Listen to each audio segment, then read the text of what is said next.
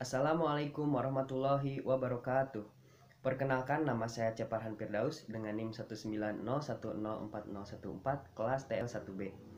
Di sini saya akan memaparkan dan menanggapi tentang soal UAS energi terbarukan dengan bilangan genap. Nah, langsung saja yang pertama yaitu soal nomor 2. Soal nomor 2 yaitu Undang-Undang Nomor 30 Tahun 2019 tentang Ketenagalistrikan. Nah, sebelum saya menanggapi Undang-Undang Republik Indonesia tentang Ketenagalistrikan menimbang bahwa pembangunan nasional bertujuan untuk mewujudkan masyarakat adil dan makmur yang merata material dan spiritual. Nah, berdasarkan Pancasila dan Undang-Undang Dasar Negara Republik Indonesia tahun 1945, bahwa tenaga listrik mempunyai peran yang sangat penting dan strategis dalam mewujudkan tujuan perkembangan pembangunan nasional. Maka usaha penyediaan tenaga listrik dikuasai oleh negara dan penyediaan perlu terus ditingkatkan sejalan dengan perkembangan pembangunan agar tersedia tenaga listrik dalam jumlah yang cukup merata dan bermutu seperti itu. Nah, tanggapan saya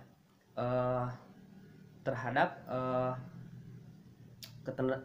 Undang-Undang Ketenagalistrikan ini, karena di dalam undang-undang yang dimaksud ketenagalistrikan adalah segala sesuatu yang menyangkut penyediaan dan pemanfaatan tenaga listrik serta usaha penunjang tenaga listrik. Kemudian tenaga listrik adalah suatu bentuk energi sekunder yang dibangkitkan dan ditransmisikan, juga didistribusikan untuk segala macam keperluan. Jadi dalam hal ini saya sangat mendukung usaha pemerintah dengan Undang-Undang Nomor 30 2019 tentang Ketenagalistrikan ini supaya kelistrikan di Indonesia dapat berkembang sejalan dengan perkembangan masyarakat seperti itu. Nah, untuk selanjutnya yaitu soal nomor 4, yaitu Peraturan Pemerintah Nomor 70 Tahun 2019 tentang konservasi energi. Undang-undang tentang konservasi energi ini menimbang bahwa melaksanakan ketentuan pasal 25 ayat 5 Undang-Undang Nomor 30 Tahun 2007 tentang energi perlu menetapkan peraturan pemerintah tentang konservasi energi. Nah, adapun dalam peraturan pemerintah ini yang dimaksud dengan konservasi energi adalah upaya sistematis, terencana dan terpadu guna meningkatkan efisiensi pemanfaatannya. Nah, tanggapan saya terhadap undang-undang ini bahwa pemerintah sudah berpikir lebih maju dengan adanya konservasi energi tersebut seperti itu, dan bisa diharapkan bermanfaat bagi masyarakat yang lebih luas lagi seperti itu. Nah, untuk selanjutnya yang ketiga yaitu soal nomor 6, yaitu Peraturan Menteri Energi dan Sumber Daya Mineral Nomor 4 Tahun 2020 tentang perubahan kedua atas Peraturan Menteri Energi dan Sumber Daya Mineral Nomor 50 Tahun 2017 tentang pemanfaatan sumber energi terbarukan untuk penyediaan tenaga listrik. Nah, dalam soal tersebut saya menanggapi bahwa pemanfaatan sumber energi di Indonesia itu perlu dilakukan oleh pemerintah Indonesia karena sumber daya yang berada di Indonesia ini sangat melimpah. Sayang jika tidak dimanfaatkan sebaik mungkin seperti itu. Yang keempat yaitu soal nomor 8, masa depan pembangkit listrik tenaga air di Indonesia. Nah, sebelum saya menanggapi, perlu kalian ketahui bahwa negara Indonesia ini dikelilingi oleh banyak lautan. Nah, dari situ kita bisa melihat atau bisa menerawang bahwa potensi pembangkit listrik tenaga air di Indonesia sangat berpeluang besar untuk kemakmuran dan kesejahteraan masyarakat di Indonesia seperti itu. Jadi masa depan pembangkit listrik tenaga air di Indonesia akan sangat berkontribusi penuh terhadap kelistrikan di Indonesia seperti itu.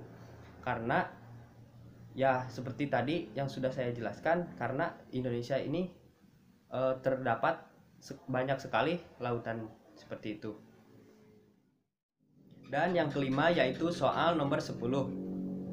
Masa depan pembangkit listrik tenaga sampah di Indonesia. Nah, di samping pembangkit listrik tenaga air yang akan berkembang pesat di Indonesia, ada juga pembangkit listrik tenaga sampah. Nah, pembangkit listrik tenaga sampah ini sangat berpotensi besar karena di daerah Indonesia ini terdapat banyak sekali sampah-sampah yang tidak bisa didaur ulang seperti itu. Dalam pemanfaatan energi listrik tenaga sampah ini, kita bisa memanfaatkan dua masalah sekaligus. Yang pertama yaitu kita mengurangi sampah, dan yang kedua bisa menghasilkan listrik untuk didistribusikan kepada masyarakat dan warga Indonesia. Yaitu soal nomor 12, masa depan pembangkit listrik tenaga panas bumi di Indonesia. Nah, di samping pembangkit listrik tenaga air dan tenaga sampah di Indonesia, ada juga pembangkit listrik tenaga panas bumi di Indonesia yang sangat akan berpengaruh karena Indonesia merupakan negara dengan pegunungan terbanyak, dan letak geografis Indonesia di antara garis khatulistiwa, sehingga banyak terdapat gunung-gunung api yang akan bisa dimanfaatkan untuk pembangkit listrik tenaga panas bumi seperti itu. Soal tambahan yang terakhir yang akan saya tanggapi yaitu soal nomor 14, masa depan pembangkit listrik tenaga biomasa. Nah, dari pembangkit listrik tenaga air yang sangat ramah lingkungan, kemudian tenaga sampah yang sangat bermanfaat bagi pemanfaatan limbah, kemudian tenaga panas bumi dengan pemanfaatan situasi lingkungan, ada juga pembangkit listrik tenaga biomasa.